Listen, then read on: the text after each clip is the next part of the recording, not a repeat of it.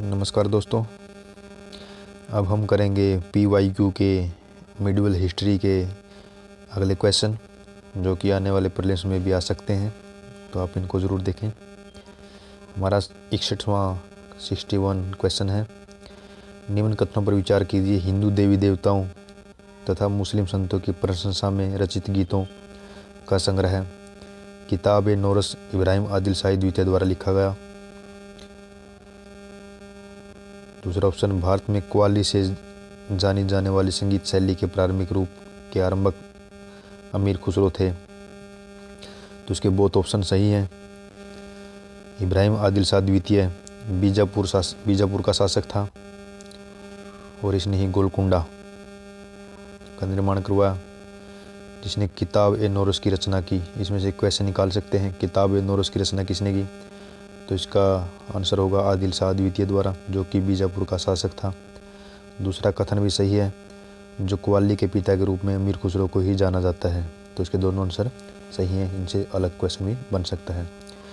हमारा 62 क्वेश्चन है। सुल्तान कुतुबुद्दीन ऐबक की मृत्यु कैसे हुई? उनके एक महत्वाकांक्षी कुलीन व्यक्ति ने कपट से छुरा मारकर उनकी हत्या कर दी। पंजाब पर अधिकार जमाने के लिए गजनी के शासक ताजुद्दीन यलदौज के साथ हुए युद्ध में उसकी मृत्यु हुई। सी ऑप्शन, बुंदेलखंड के किले कालिंजर का घेरा डालते हुए उन्हें चोट लगने के कारण मृत्यु हुई। लेकिन इसका राइट आंसर हमारा डी है कि चौगान के क्रीड़ा जो खेल है उसके दौरान घोड़े से गिरने के कारण उसकी मृत्यु हुई। कुतुबुद्दीन ऐबक की मृत्यु 1210 में चौगान खेलते हुए हुई थी। उसके बाद आराम शाह गद्दी पर बैठा और कुतुबुद्दीन ऐबक ने उत्तर भारत में 1206 में प्रथम स्वतंत्र तुर्की साम्राज्य की नींव डाली।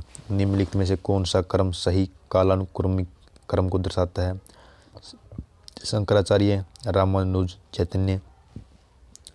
शंकराचार्य, चैतन्य।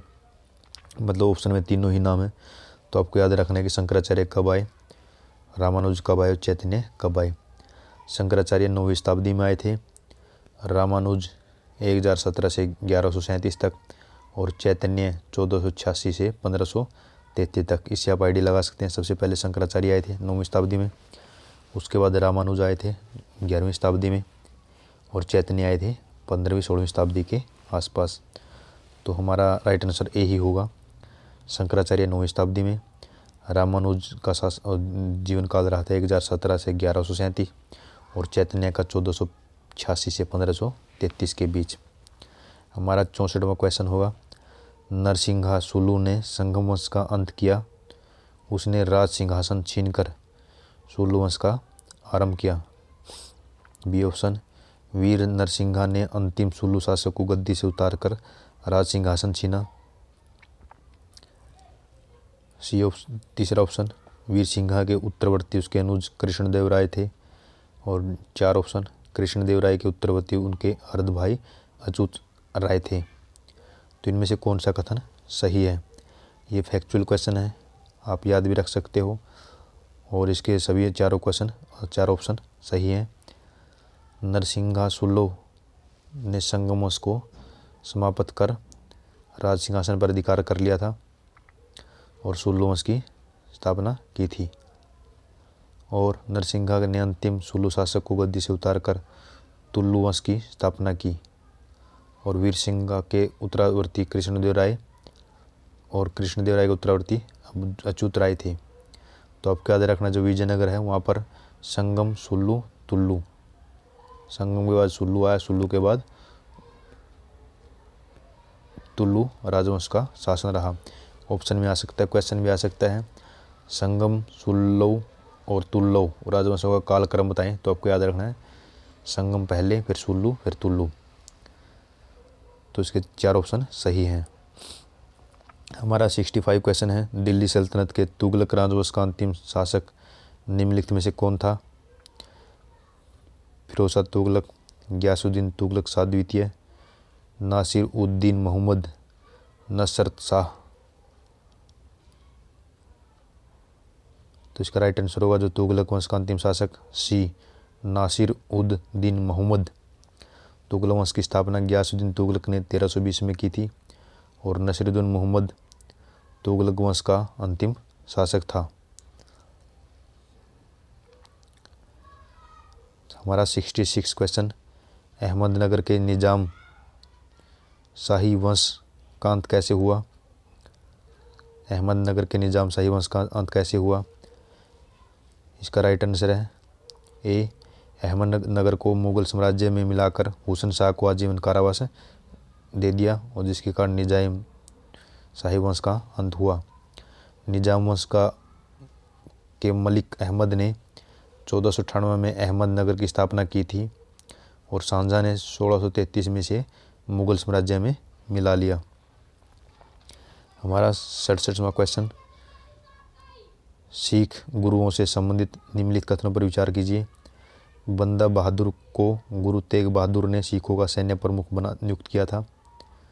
दूसरा ऑप्शन, गुरु अर्जुन देव सिखों के गुरु गुरु रामदास के पश्चात बने। तीसरा ऑप्शन, गुरु अर्जुन देव ने सिखों को उनकी अपनी लिपि गुरुमुखी दी। इनमें से कौन सा कथन सही है?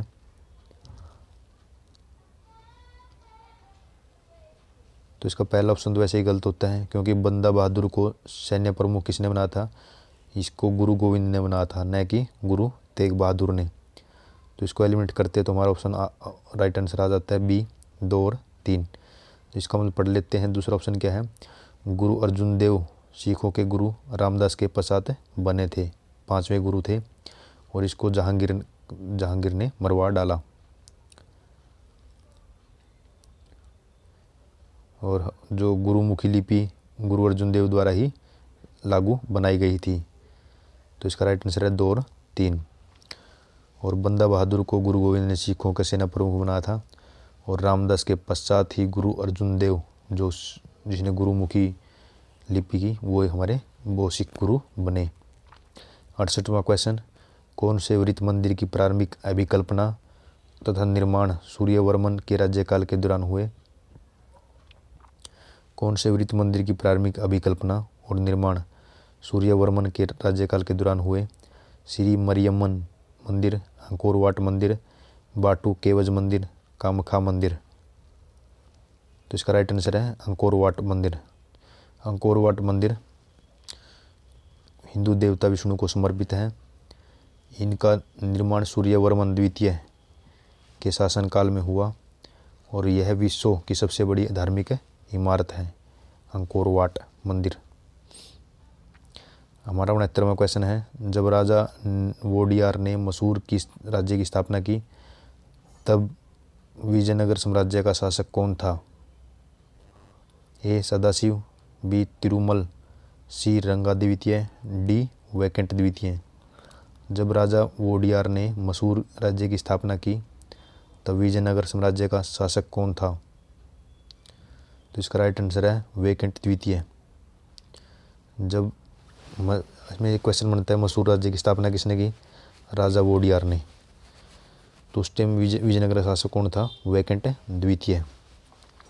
राजा वोडियार ने 1612 में मैसूर राज्य की स्थापना की थी। कब की थी? 1612 में। और इनके समकालीन विजयनगर का शासक वैकेंट द्वितीय था। नेक्स्ट क्वेश्चन है 17वां, वर्ष 1613 में अंग्रेजी ईस्ट इंडिया कंपनी को ईस्ट इंडिया कंपनी को कहाँ एक कारखाना स्थापित करने की अनुमति मिली? बेंगलुरु, मद्रास, मछलीपट्टनम, सूरत। इसका राइट आंसर है सूरत। 1613 में ब्रिटिश इंडिया कंपनी को सूरत में एक कारखाना स्थापित करने की अनुमति मिली। इस समय मुगल शासक जहांगीर था। नेक्स्ट 77 क्वेश्चन, मुगल मोहम्मद बिन तुगलक ने एक नया सिक्का जारी किया जो इब्न बतूता द्वारा दिनार कहलाया गया। कारण क्या था? मोहम्मद बिन तुगलक पश्चिम एशियाई उत्तर अफ्रीकी देशों के साथ व्यापार में अभिवृद्धि के लिए स्वर्ण सिक्कों की टोकन मुद्रा जारी करना चाहता था। तो इसमें जो कथन है वो तो सही है कि इसने एक सोने का सिक्का जारी किया था और इब्न बतूता ने इसको दिनार कहा था, क्योंकि सोना दिनार क्या होता है? सोने का सिक्का ही होता है। और रूपक क्या होता है? चांदी का सिक्का होता है। फण क्या होता है? तांबे का सिक्का। और कारसापण तांबे और चांदी का मिक्स होता है। लेकिन इसका कारण ये नहीं है जो इसने दिया हुआ है कि मोहम्मद बिन तुगलक पश्चिम एशिया तथा उत्तरी अफ्रीका देशों के साथ व्यापार में वृद्धि के लिए सवर्ण सिक्कों की टोकन मुद्रा जारी करना चाहता था। हमारा 77 क्वेश्चन है, दिल्ली की राजगद्दी, अगर हम 71 का सोल्यूशन देखें तो मोहम्मद बिन तुगलक ने अपने जीवन में कई प्रयोग किए थे। इसी के तहत उसने सांकेतिक मुद्रा के रूप में कांस्य के सिक्कों का प्रचलन किया। ये इसकी घोर असफल योजना में से एक थी। एक ऑप्शन हमारा पहले क्वेश्चन आता, सांकेतिक मुद्रा किसने चलाई थी? मोहम्मद बिन तुगलक ने।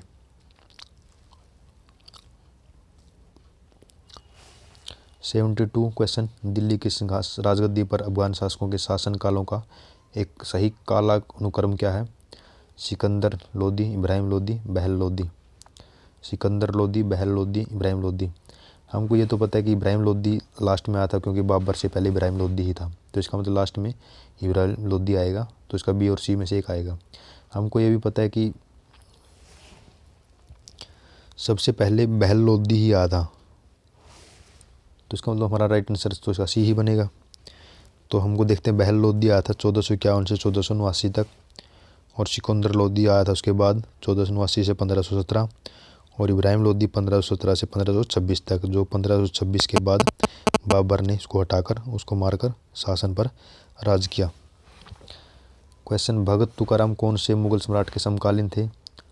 बाबर, अकबर, जहांगीर और औरंगजेब। इसका राइट आंसर है जहांगीर। भगत तुकाराम कौन से मुगल सम्राट के समकालीन थे? सी आंसर आएगा जहांगीर के। आपको याद रखना कि क्वेश्चन आ सकता है, भगत तुकाराम किसके टाइम के, किस मुगल शासक के समकालीन थे? जहांगीर के। हमारा 74 क्वेश्चन है, भारत के इतिहास के संदर्भ में अब्दुल हमीद लाहौरी कौन थे? अकबर सेना का सैन्य कमांडर, शाहजहाँ के शासन का एक राजकीय इतिहासकार, औरंगजेब का एक महत्वपूर्ण सामंत और विश्वास पात्र, मोहम्मद शाह के शासन में एक इतिवृत्तकार और कवि। तो ये जो अब्दुल हमीद लाहौरी थे, ये शाहजहाँ के समय एक इतिहासकार थे, और ये शाहजहाँ के टाइम में ही भारत आया, जिसे शाहजहाँ ने राजकीय इतिहासकार नियुक्त किया, और इसने बादशाह नामा पुस्तक की रचना की, जिसमें शाहजहाँ के काल का विवरण मिलते हैं।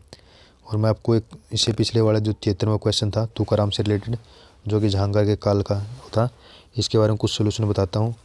तुकाराम मराठा भगत संत तथा कृष्ण के न्याय थे। ये दोनों दो मुगल शासकों के समकालीन थे, जहांगीर और शाहजहाँ। इसमें शाहजहाँ दिया हुआ नहीं था ऑप्शन में, तो जहांगीर ही आएगा। लेकिन अगर जहांगीर की जगह शाहजहाँ होता तो शाहजहाँ इसका आंसर होता। तो तुकाराम जहांगीर और शाहजहाँ के दोनों के समकालीन थे। हमारा 75 क्वेश्चन है, प्रसिद्ध विट्ठल मंदिर जिसके 56 लक्षित स्तंभ संगीत में स्वर निकालते हैं, कहाँ अवस्थित है? विजय विट्ठल मंदिर कहाँ है? वेलूर, भद्राचलम, हम्पी और श्रीरंगम। तो जो विजय विट्ठल मंदिर है वो हम्पी में है, जो विजयनगर साम्राज्य की राजधानी थी। इसका निर्माण कृष्णदेवराय किया गया, और कृष्णदेवराय किस वंश से हैं? तुलु वंश से संबंधित थे। किस मुगल सम्राट के काल में इंग्लिश ईस्ट इंडिया कंपनी ने भारत में अपना पहला कारखाना स्थापित किया? तो हमको पता है कि विलियम हॉकिंस आया था जहांगीर के टाइम में। सर थॉमस रो भी जहांगीर के टाइम में ही आया था। विलियम हॉकिंस जहांगीर के दरबार में आया, और इसने जहांगीर से सूरत में पहली फैक्ट्री खोलने की अनुमति प्राप्त की 1613 में। हमारा नेक्स्ट क्वेश्चन है 77वां, प्रसिद्ध विरूपाक्ष मंदिर कहाँ स्थित है? भद्राचलन, चिदम्बरम, हम्पी और श्रीकालहस्ती। तो इसका राइट आंसर है हम्पी में। इसका राइट आंसर है हम्पी में। विरूपाक्ष मंदिर कर्नाटक के हम्पी में तुंगभद्रा के दक्षिणी तट पर स्थित है। यह विश्व धरोहर है। इसका निर्माण कृष्णदेवराय ने 1509 में करवाया था। भीमेश्वर मंदिर। और नेक्स्ट क्वेश्चन हमारा, इनको सही मिलान करना है। विद्याशंकर मंदिर, राजरानी मंदिर, कंदरिया मंदिर और भीमेश्वर मंदिर। राज्य दी हैं आंध्र प्रदेश, कर्नाटक, मध्य प्रदेश और उड़ीसा। हमको याद रखना है कि भीमेश्वर मंदिर आंध्र प्रदेश में है, कंदरिया मंदिर मध्य प्रदेश यानी खजुराहो से संबंधित है, राजरानी मंदिर उड़ीसा में है, भुवनेश्वर, उड़ीसा के भुवनेश्वर में, और विद्याशंकर मंदिर कर्नाटक के श्रृंगेरी में है। द्वारा देखते हैं, भीमेश्वर मंदिर है आंध्र प्रदेश के काकीनाडा में, कंदिरिया मंदिर है मध्य प्रदेश के खुजराहो में, राजरानी मंदिर है उड़ीसा के भुवनेश्वर में, विद्याशंकर मंदिर है श्रृंगेरी के कर्नाटक में। ये फैक्चुअल क्वेश्चन आप ये रट सकते हो तो रटो, वरना इसको छोड़ स्किप भी कर सकते हो। अंग्रेजों ने सूरत में अपनी पहली फैक्ट्री किसकी अनुमति से स्थापित की? ये बार बार आ रहा है, इसका राइट आंसर बी ही होगा, जो विलियम हाकिंस ने। दो क्वेश्चन बनते हैं, किसके टाइम में? जहांगीर के टाइम में। कौन आया? William Hawkins. कहाँ पर? सूरत में। 80वां क्वेश्चन, निम्नलिखित में से कौन भक्ति आंदोलन का प्रस्तावक नहीं था? नागार्जुन, तुकाराम, त्यागराज, वल्लभाचार्य। तो नागार्जुन भक्ति आंदोलन का प्रस्तावक नहीं था, ये माध्यमिका दर्शन के प्रणेता थे। माध्यमिका दर्शन के प्रणेता नागार्जुन, और ये भक्ति आंदोलन के प्रस्तावक नहीं थे। पूर्व मध्य काल में भारत में बौद्ध धर्म में गिरावट क्यों शुरू हुई? बुद्ध उस समय तक विष्णु के अवतारों में से एक माने जाते थे, इस तरह वैष्णव धर्म का हिस्सा बन गए थे।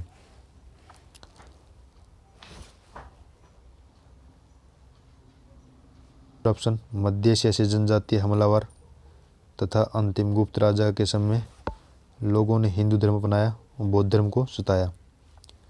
तीसरा ऑप्शन, गुप्त वंश के राजा बौद्ध धर्म के प्रबल विरोधी थे। तो इसका सही आंसर है, केवल एक सही है, बुद्ध को विष्णु का 9वां अवतार माना गया। मध्य एशिया से आने वाले कोई भी जनजाति बुद्ध मतावलंबी को नहीं बताया, और बल्कि उनको संरक्षण प्रदान किया गया। मध्य एशिया से जनजातीय हमलावर और अंतिम गुप्त सम्राट के समय लोगों ने हिंदू धर्म को अपनाया और बौद्ध धर्म को कभी भी सताया नहीं। तो इसका राइट आंसर है ओनली 1। 82 क्वेश्चन है, सदियों से भारत में जीवित रही एक प्रमुख परंपरा द्रुपद के संबंध में निम्नलिखित में से कौन सा सही है? हमको पता है कि द्रुपद हिंदुस्तानी शास्त्रीय संगीत का हिस्सा है। तो इसने ऑप्शन दिया, द्रुपद की उत्पत्ति और विकास मुगल काल में राजपूतों राज्य में हुआ। द्रुपद प्रमुख भक्ति और अध्यात्म का संगीत है। द्रुपद आलाप मंत्रों से लिए गए संस्कृत अक्षरों पर आधारित है। तो इसका राइट आंसर देखो, राइट आंसर है 2 और 3। द्रुपद मुख्यतः भक्ति और अध्यात्म का संगीत है। द्रुपद आलाप मंत्रों से लिए गए संस्कृत अक्षरों पर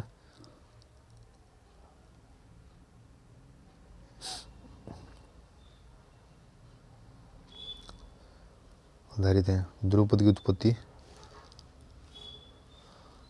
की एक भक्ति और आध्यात्मिक संगीत है। द्रुपद के आलाप संस्कृत के श्लोक पर आधारित है। हमारा 83 क्वेश्चन है, मध्यकालीन भारत के इतिहास धार्मिक इतिहास के संदर्भ में सूफी संत निम्नलिखित में किस तरह के आचरण का निर्वाह करते थे? ध्यान साधना और सहवास नियमन, एकांत में कठोर यौगिक व्यायाम, श्रोता में आध्यात्मिक हर्षोन्नाद उत्पन्न करने के लिए पवित्र गीतों का गायन। जिसके ऑप्शन तीनों सही है, 1, 2, 3। निम्नलिखित भक्ति संतों पर विचार कीजिए। दादू दयाल, गुरु नानक, त्यागराज। इनमें से कौन उस समय उपदेश देता था जब लोधी वंश का पतन हुआ और बाबर वंश सत्तारूढ़ हुआ? मतलब बाबर के समकालीन भी कह सकते हैं हम इसको। इसका राइट आंसर है गुरु नानक। गुरु नानक देव का जन्म 1469 में हुआ। बाबर ने इब्राहिम लोधी को 1526 में पानीपत के तृतीय युद्ध में हराया था। जब नानक सिख धर्म के प्रचार के लिए विभिन्न जगहों पर यात्रा कर रहे थे, उस समय बाबर ने मुगल साम्राज्य की स्थापना की थी। बाबर की मुलाकात गुरु नानक से किसी यात्रा के दौरान हुई थी। तो इसका मतलब गुरु नानक बाबर का समकालीन है, लेकिन दादू दयाल त्यागराज समकालीन नहीं है। फतेहपुर सीकरी का इबादत खाना क्या है?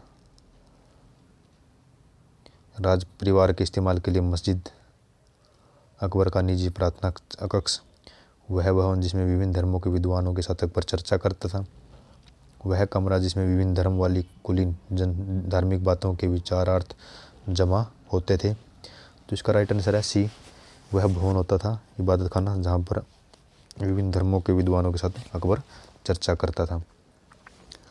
मध्यकालीन भारत में महत्तर और पट की पदनाम किसके लिए प्रयुक्त होते हैं? मध्यकालीन भारत में महत्तर और पट की पदनाम किसके लिए होते हैं? सैन्य अधिकारी के लिए, ग्राम मुखिया के लिए, वैदिक कर्मकांडों के विशेषज्ञ के लिए, शिल्पी श्रेणी के प्रमुख के लिए। इसका राइट आंसर है गांव के मुखिया के लिए। जो महत्तर और पटकील होते हैं ये गांव के मुखिया होते थे। नेक्स्ट, मध्यकालीन भारतीय राज्य चंपक, दुर्गारा, कुलता वर्तमान क्षेत्र कहाँ है? सही, इनमें कौन सा मेल खाता है? तो इसका राइट आंसर है केवल दुर्गारा जम्मू में है, यही मेल खाता है, क्योंकि चंपक, चंबा, दुर्गारा जम्मू और तिरगत, कुलता, कुल्लू, कुमायूं गढ़वाल जैसे उत्तर मैदानी क्षेत्रों में व्यापक संग्रह से अछूते रहे। बाबर के भारत आने के फलस्वरूप उपमहाद्वीप में बारूद के उपयोग की शुरुआत हुई। इस क्षेत्र की स्थापत्य कला में मेहराब गुंबद बनाने की शुरुआत हुई। इस क्षेत्र में तैमूरी राजवंश स्थापित हुआ। इसमें से कौन सा सही है? इसका केवल 3 कथन ही सही है कि तैमूरी राजवंश का स्थापना हुई। तैमूरी बाबर के पैतृक पिता से संबंधित वंश है। और बारूद की शुरुआत का सर्वप्रथम प्रयोग भारत महाद्वीप में 1367 में हुआ था। बहमनी और विजय साम्राज्य के युद्ध में किया गया था। और जो मेहराब और घुमन की प्रथा आने से पूर्व ही दिल्ली सल्तनत में प्रारंभ हो गई थी। याद रखना आपको, बारूद का प्रयोग विजयनगर साम्राज्य और बहमनी के बीच जो संघर्ष था उसमें हुआ था। और मेहराब और घुमन की शुरुआत दिल्ली सल्तनत काल में ही शुरू हो चुकी थी। 89 क्वेश्चन, इनमें से किसने कृष्णा नदी की सहायक नदी के दक्षिणी तट पर एक नए नगर की स्थापना की? उस देवता के प्रतिनिधि के रूप में अपने एक नए राज्य पर शासन करने का दायित्व लिया, जिसके बारे में माना जाता है कि कृष्णा नदी से दक्षिण की समस्त भूमि उस देवता की है। तो इसका राइट आंसर होगा अमोघवर्ष प्रथम, बलाल द्वितीय, हरिहर प्रथम, प्रताप रुद्र द्वितीय। तो हरिहर प्रथम संबंधित कथन से संबंधित है। इसने ही कृष्णा की सहायक नदी के दक्षिणी तट पर एक नए नगर की स्थापना की और उस देवता के प्रतिनिधि के रूप में अपने नए राज्य प्रशासन के प्रतिनिधि शासन का दायित्व लिया। और उसके बारे में माना जाता है कृष्णा नदी से दक्षिण की समस्त भूमि पर उस देवता की है। इस वीडियो का लास्ट क्वेश्चन, भारतीय इतिहास के मध्यकाल में बंजारे सामान्यतः को क्या होते थे? कृषक, योद्धा, बुनकर और व्यापारी। इसका राइट आंसर है व्यापारी। भारत में बंजारे लोग ट्रांसपोर्टरों का सामान एक स्थान से दूसरे स्थान तक ले जाते थे और वे सामान ले जाते थे, उनमें से नमक, अनाज, जलाए, लकड़ी, पशु शामिल थे। और बंजारे क्या थे? व्यापारी थे। धन्यवाद दोस्तों। अगर आपको प्रयास वीडियो अच्छी लगती है तो चैनल सब्सक्राइब करें, शेयर करें। अगर उसको सुझाव हो तो कमेंट में लिखें ताकि आप मेरे साथ भी अपनी तैयारी में मेरा सहयोग कर सकें। धन्यवाद दोस्तों।